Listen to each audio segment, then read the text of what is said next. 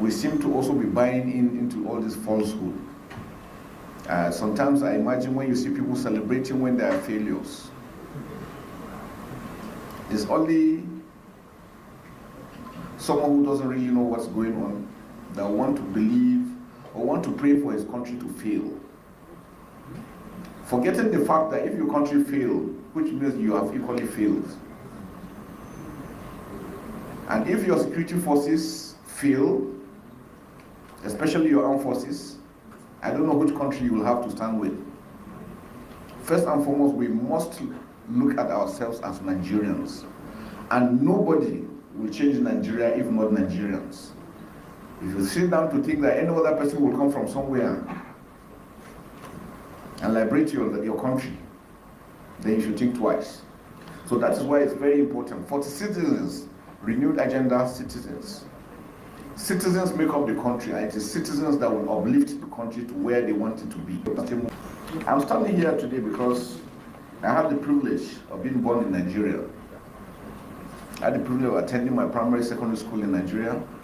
I went to Nigerian Defense Academy. Vice Admiral Gambo, national security, citizenship, everybody has a role to play. It is when we come together to uphold this that this country will thrive, not allowing the enemy to bring into gaps between us. Boko Haram started because we protected them. They started as a small group, and if it had been nipped in the bud, we probably wouldn't have gotten to where we are today. The Lakrawas came in, we brought them in, and we said they are our friends and their families until they started attacking us. The message here is when you grow a monster, it grows beyond you and wants to take more from you.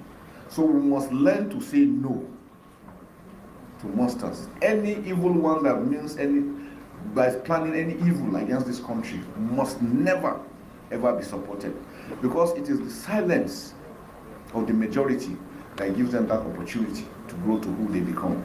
I just want to remind people that the citizens,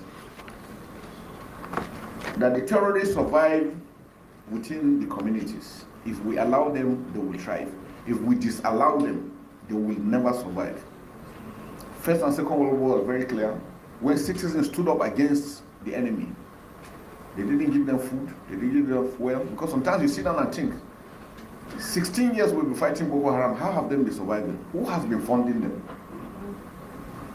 These are questions we should ask ourselves. Where are they getting the fuel they're getting? They're getting from us. We have commercial drivers that will go and take full tank, go out, go and siphon fuel and give them. Sometimes they have pre-arranged locations. They siphon fuel in jerrycans, dig holes and drop it and phone them and tell them where they fuel. These are the people that keep them going. So why are we doing this to ourselves? What is the motive? Are you going to be happy if your country fails? You want to be a refugee or an IDP somewhere else? Those are questions we must be able to ask and answer. This is why forums such as this are invaluable. They provide a platform for citizens to receive first-hand information from government and security practitioners. Such transparent engagement not only build trust, but also counter the void, often filled with misinformation, disinformation, and propaganda.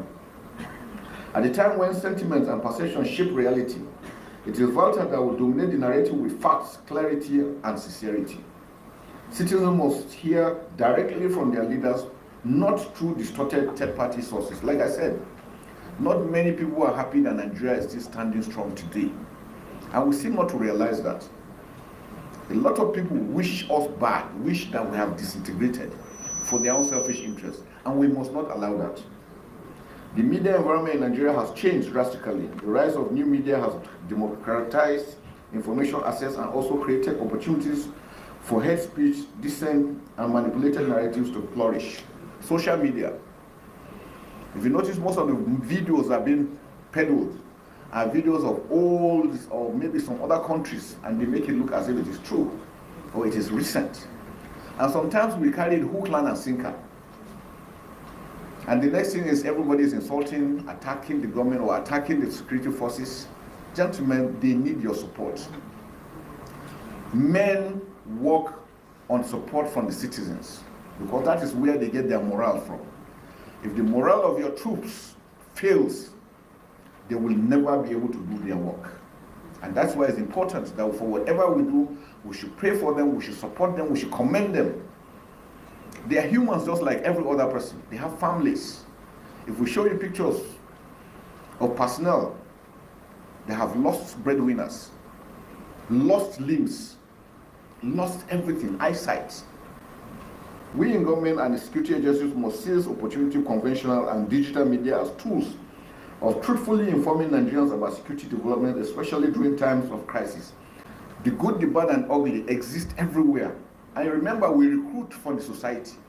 So we're not recruiting angels, we are recruiting Nigerians. So they will come with the baggage and prosecuting them so that they don't give us bad names. And that's why it's important. Nigerians are security, especially during times of crisis, of course. Such communication must be weighed against what is permissible under national security. But it is possible and necessary to strike a balance. Sometimes when you get information and you divulge so early, you might be aiding the enemy unknowingly, thinking that you are looking for front page news so that your editor will give you probably extra bonus, but you are selling your country. So you must always sit down and discern. This information, is it true? Is it timely? Is it when to be released? But have you also clarified about it? Indeed, Nigerians have many questions, some tough, some emotional, some simply seeking clarity. These questions reflect their concern, curiosity, and deep interest in the progress of our nation. That in itself is a strength we must harness. I therefore congratulate the esteemed panelists who will speak today. You have a challenging task ahead of you, but I'm confident that you possess the expertise, wisdom, and courage to engage sincerely. Security remains the most talked about topic across households and media platforms, which makes the expectation from this gathering very high. Now the question we ask ourselves, how did we get to where we are? We remember some years back, even as junior officers, when we want to travel, we travel at night because we have nothing to be afraid of. How did we allow ourselves to get to where we are? It's a collective responsibility. It's not a matter of pointing fingers at any other person. We all went to sleep when things started falling until where we are today.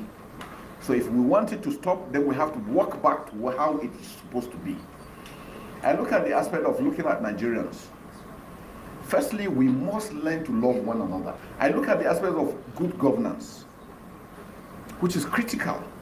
Dividends of democracy, local government autonomy. These are aspects that will help in securing our country. Because if you have a state with 20 local governments and you have 20 local government chairmen working, insecurity is localized. They will individually be able to deal with the security situation within their local government before it comes to the collective as a state. These are aspects that we have to look at. Do we have a comprehensive database as Nigerians? We need a census that will capture every Nigerian in the world, not only in Nigeria. If you go abroad and you do the crime, you will easily be caught. Why? There's a database to fall back on. If they get your picture or your fingerprint or your signature or anything about you, you could be traced. That makes it a lot easier. Do we have that now? Border management is very critical. I've had countries, because of the level of insecurity they had to fence their borders. I know sometimes when you mention, people say, no, it's not, it's impossible. Pakistan fenced 1,350 kilometer border with Afghanistan. That was the only time they had peace. Saudi Arabia and Iraq, 1,400 kilometers fenced completely.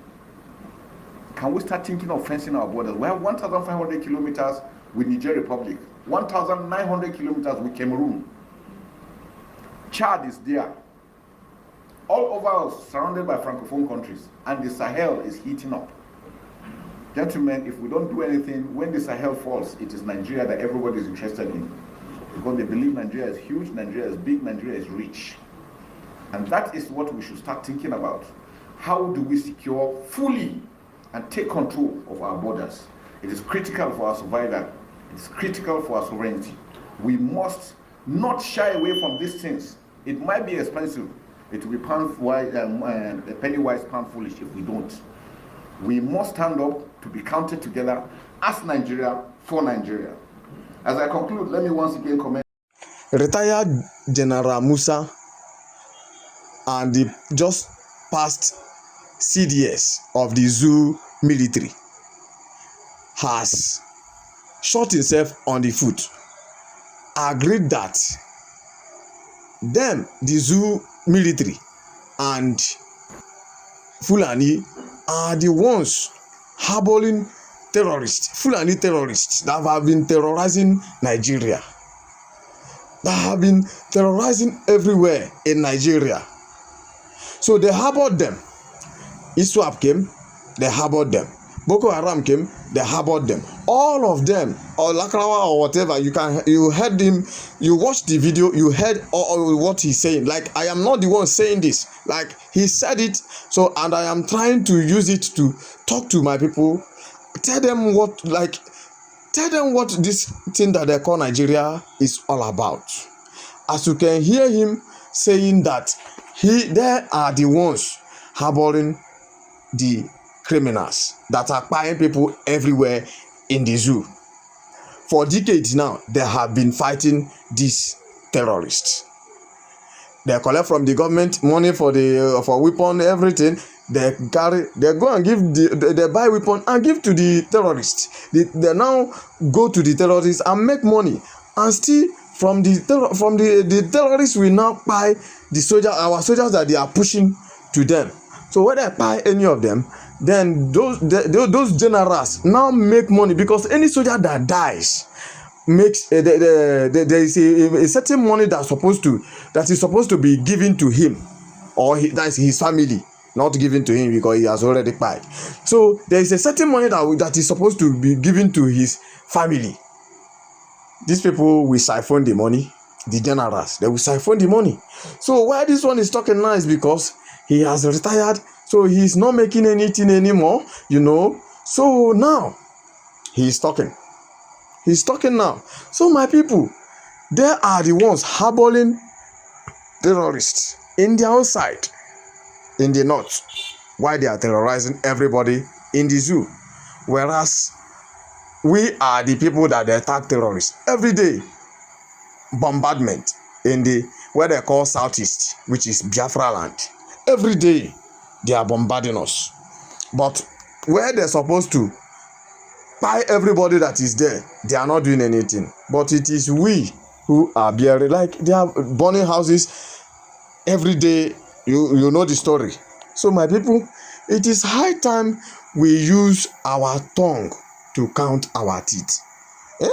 Let us know and see that these people are not our people. Like, we don't share the same idea. Like, we are not the same. They don't like us. Somebody buying you, you hate him. Somebody saving you is who you like. Thank you, my people. Help me share this video, like it, and subscribe to our channel. We will bring more like this. Thank you so much, my people.